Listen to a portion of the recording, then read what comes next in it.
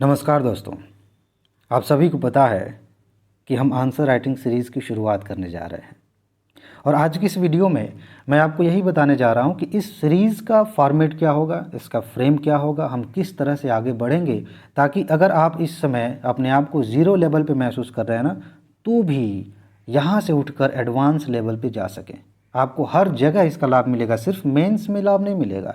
देखिए, कुछ लोगों को ये लगता है कि आंसर राइटिंग करने से आंसर राइटिंग स्किल बेहतर होती है। सिर्फ एक सीमित नज़रिया है, इतना ही नहीं होता। ये तो बार बार दिखने वाला फ़ायदा है ना। इससे भी ज़्यादा फ़ायदा इस बात में होता है कि आपके सोचने समझने का दृष्टिकोण दूसरों से बेहतर हो जाता है। वहीं प्री के टॉपिक्स, वहीं इंटरव्यू के टॉपिक्स, वहीं मेंस के टॉपिक्स आप अलग नज़रिए से देखने लगते हैं, अलग अलग पक्ष दिखाई देने लगते हैं। उन लोगों की तुलना में आप बेहतर हो जाते हैं जो सीधा सपाट पढ़ते जाते हैं। आंसर राइटिंग में बहुत सारी चीज़ें, आपकी पर्सनालिटी बिल्कुल अलग हो जाती है। और आप खुद देखेंगे, लगातार 7-8 दिन करके देखिए, मज़ा आ जाएगा। आप खुद अपने अंदर फ़र्क महसूस करेंगे। चलिए, तो फ़िलहाल इसमें क्या बात करनी है। पहली बात यही है कि ये सीरीज़ 100 दिनों तक चलेगी, उसके बाद से कुछ दिनों की छुट्टी रहेगी। आप ऐसा सोच सकते हैं कि मैं क्यों कर रहा हूँ। इसका सीधा सा कारण ये है कि जब प्री एग्ज़ाम करीब होगा तो हम मेंस को कुछ दिनों के लिए रोकेंगे और प्री पर ज़्यादा फोकस करेंगे। ठीक है, वैसे प्री का अभी भी चल रहा है, एमसीक्यू सीरीज़ चल रही है, टॉप 500 तो टॉप 1000 सब चलेगा, लेकिन आंसर राइटिंग रोकेंगे। और उसके बाद से प्री देने के बाद फिर से हो सकता है कि ऐसे ही 100 दिन की जगह कुछ और ऐसे सीरीज़ चले। फ़िलहाल आप 100 दिनों का टारगेट रखिए। इसमें आपका एक तरह से कहना, क्या कह सकते हैं, कायाकल्प हो जाएगा। पूरा आप अपने आप को पूरा बदला हुआ महसूस करेंगे, मज़ा आ जाएगा, कॉन्फिडेंस बढ़ जाएगा। तो ये 100 दिनों का है। कब तक चलेगा? मान के चलिए दिसंबर तक ये सीरीज़ चलेगी। और इसमें मैं आपको क्वेश्चन दूंगा और आंसर भी लिख के दिखाऊंगा। ये मैंने बताया भी था। तो मैं पहले स्लाइड चेंज कर देता हूँ, यहाँ बताता हूँ कि क्या है फॉर्मेट, कैसे चलेगा।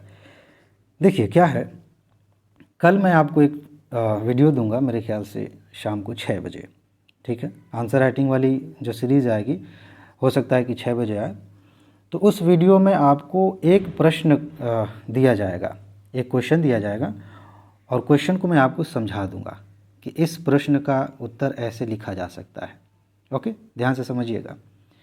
इसके बाद से कल डे 1 होगा, पहला दिन होगा। इसके बाद से अगले दिन जब क्वेश्चन मैं आपको दूंगा तो उसमें 2 क्वेश्चंस होंगे। एक क्वेश्चन वो जो पहले ही दिया गया था, यानी कि जो कल मैं दूंगा वो क्वेश्चन रहेगा, उसका आंसर मैं लिखकर आपको दिखाऊंगा कॉपी पे। ऐसा नहीं, वैसे वर्ड फाइल में भी लिख सकता हूँ, लेकिन कॉपी पे लिखूंगा तो ज़्यादा ठीक रहेगा, थोड़ा सा प्रैक्टिकल दिखेगा और आपको समझने में आसानी होगी। वहाँ पे डायग्राम वगैरह बना सकते हैं, अपने हिसाब से हाईलाइट कर सकते हैं, वो सारी चीज़ें होंगी।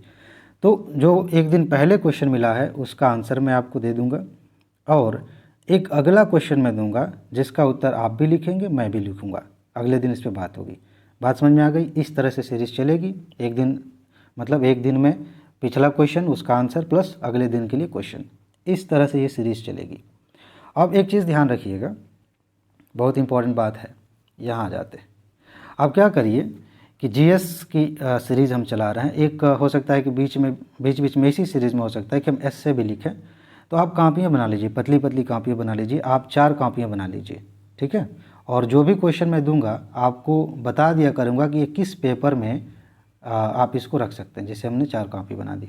अगर पेपर 1 का क्वेश्चन है तो आप यहाँ उसका क्वेश्चन आंसर लिखिए, पेपर 2 का है तो यहाँ 3, 4 ऐसे। इससे होगा क्या कि जैसे जैसे हम आगे बढ़ेंगे, पेपर 1 में मान लेते हैं आपने 20 क्वेश्चन लिख दिए, तो आप देख पाएंगे कि इस पेपर में आप किस तरह से अपने आप को इम्प्रूव कर रहे हैं। क्योंकि क्या है ना, एक चीज़ इस पे मैं कभी बहुत विस्तार से बात करूँगा। कुछ लोगों को लगता है कि मेंस आंसर राइटिंग का एक ही फॉर्मेट होता है।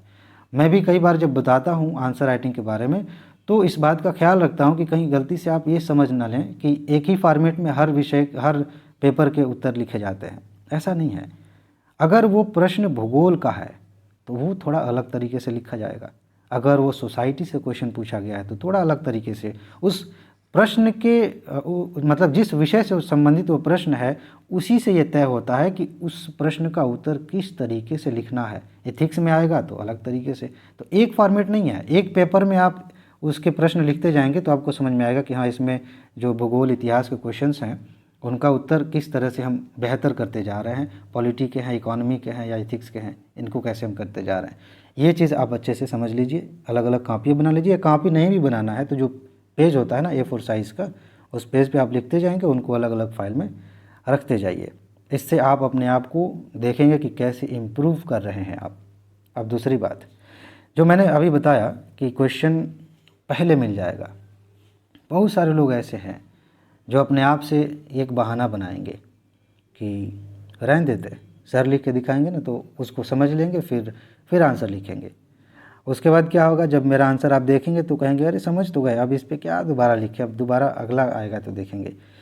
ये सबके दिमाग में आ सकता है, 99% लोगों के दिमाग में आ सकता है कि चलो आंसर देख लेते हैं तब लिखेंगे, अभी क्या लिखें, पढ़े नहीं हैं। अरे भाई, मैंने टॉपिक आपको बता दिया, क्वेश्चन आपको बता दिया, 5 मिनट 10 मिनट निकाल के पढ़ाई नहीं कर सकते। अगर बहाना ये दिमाग में आ रहा है तो सावधान हो जाइए। सावधान इस बात को लेकर के कि 99% लोग इसी बीमारी से ग्रसित हैं, वो शुरू ही नहीं कर पाते, वो नहीं शुरू कर पाते। पिछली बार मैंने टेलीग्राम ग्रुप बनाया था आंसर राइटिंग के लिए, आप में से कुछ लोगों को पता होगा। तो बहुत सारे मेंबर्स हो गए, लिखते थे कुछ ही लोग, फिर मैंने हटा दिया। ऐसे नहीं बस कि दूसरों का देखने के लिए आ रहे हैं, अपना लिखना है नहीं। तो आप अपने आप से पूछिए कि क्या मुझे सिलेक्शन चाहिए। अगर चाहिए तो यही रास्ता है, नहीं चाहिए तो कोई बात नहीं, देखते रहिए, अपने आप से बहाने बनाते रहिए। तो ये सारी चीज़ें हैं जो आपको ध्यान में रखनी है। एक और बात है, आपका आंसर मैं देखने नहीं जा रहा हूँ फ़िलहाल। आप अपने आप से वादा कर सकते हैं कि कुछ भी लिखूँगा, कुछ भी लिखूँगी, लेकिन मैं लिखूँगा ज़रूर, लिखना है। आप लिखिए, कंटिन्यूटी बना के रखिए, लगातार कुछ दिन तक लिखिए, फिर ऐसा आएगा एक दिन, मज़ेदार चीज़ है, कुछ दिन बाद ऐसा समय आएगा कि जिस दिन आप उत्तर नहीं लिखेंगे उस दिन आपको अच्छा नहीं लगेगा, क्योंकि आपने अपने आप को उस लेवल पे पहुंचा लिया कि आपको मज़ा आने लगा है। और यही चाहिए, यही वो चीज़ है जिससे पता चलता है कि हम तैयारी कर रहे हैं। जब हमें तैयारी छोड़ के या फिर जो इम्पोर्टेंट बातें हैं, जो इम्पोर्टेंट काम है, उसको छोड़ के कुछ और करना पड़ जाए, या हम किसी तरह से बहाना बना रहे हैं तो हमें बुरा लगने लग जाए और दोबारा से हम काम पे आ जाएं, तो समझिए कि हम सही रास्ते पे हैं। ठीक है ना। तो ये बातें हैं, जो बातें मैंने बताई आप ध्यान रखिएगा, और इसी तरह से ये सीरीज़ चलेगी। बाकी जो टॉप 500 की सीरीज़ है, MCQ है, इसके बारे में कल से वीडियोज़ आएंगी, लगातार वीडियोज़ आएंगी, और हम सब कुछ जैसे जैसे तय किया गया उसको हम समय से पूरा कर लेंगे। ठीक है जी। तो बस इसमें इतना ही बताना था। अपना ख्याल रखिए, खुश रहिए, मस्त रहिए, मुस्कुराते रहिए, जल्दी से सफल होइए और ज़िंदगी को एंजॉय करिए। आगे मिलते हैं। नमस्कार।